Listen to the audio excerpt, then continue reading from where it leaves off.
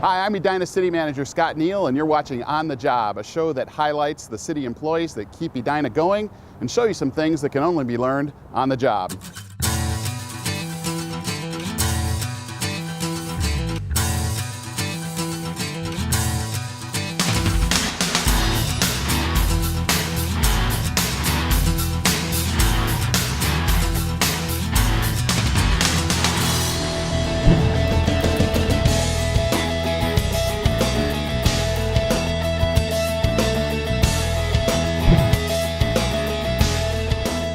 Hi, we're in Edina City Hall this morning, and we're going to learn about democracy. More specifically, we're going to learn about voting and how voting happens in an election.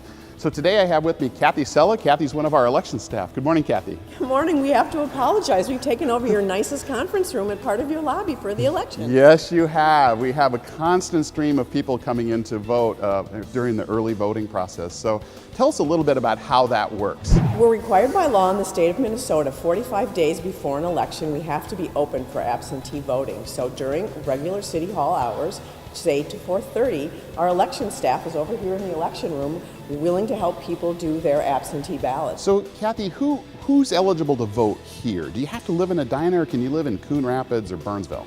No, you have to live in Edina. The only ballots we have here in our election office are the ballots for our 20 precincts. What if you work in Edina? Can you vote here if you just work in Edina? No, people vote where they sleep, so you have to vote from your residential address. So if I want to vote here, do I have to bring some kind of ID or my voter registration card, or what do I have to bring in order to vote? Well, absentee voting is actually a two-step process. We ask you to fill out one of our applications, which we keep over on the table there. Okay. So that's the first thing you do when you walk in, and that application asks for your name, your address, your birth date, and then you do have to give us either your driver's license number or the last 4 digits of your social security number. And then if you don't have one of those two numbers, there's another process that we can walk you through. Okay. You sign that, bring it to us in the election room, and then we're able to look you up in the state voter system. Assuming that you're a registered voter at the address you've given us, we can issue you a ballot. If I haven't registered, though, at that point, can I register here? Absolutely. Okay. We're a full-service election office. We'll get you registered, and then we'll give you a ballot. So, Kathy, after I vote on an absentee ballot, I know I'm not putting it directly into a voting machine. I'm putting it into envelopes. What happens to my ballot from that point on? Well, actually, I should tell you that if you come here and vote between November 1st and November 7th, you actually do get to put it into a voting machine, because that's the early voting part. What about before that, though, like right now?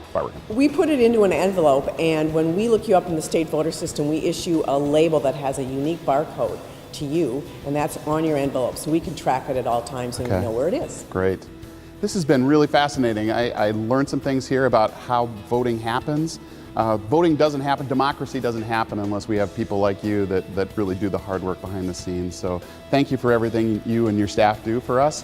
And now I think I'm going to go upstairs and talk to our city clerk and see how it all happens for her.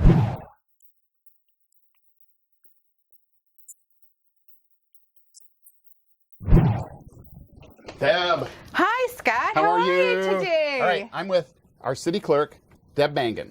Deb. So we just spent some time with Kathy Sella downstairs learning about absentee voting.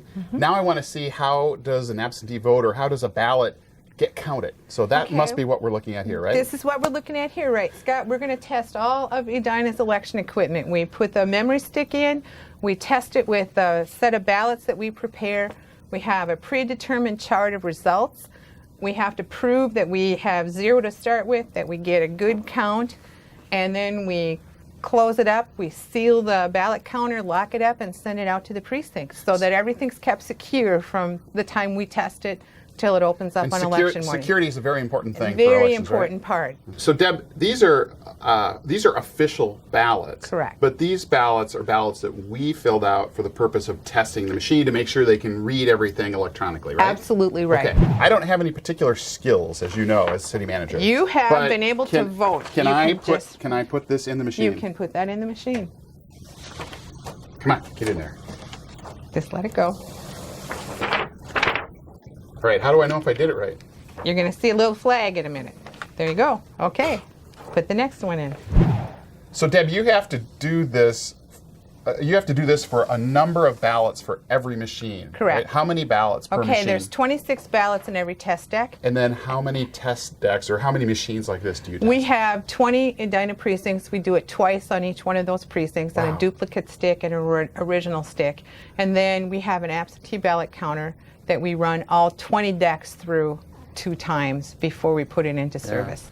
So this is a lot of time, energy, and Correct. trouble that we put into voting. Why do we do that? Why do we do it?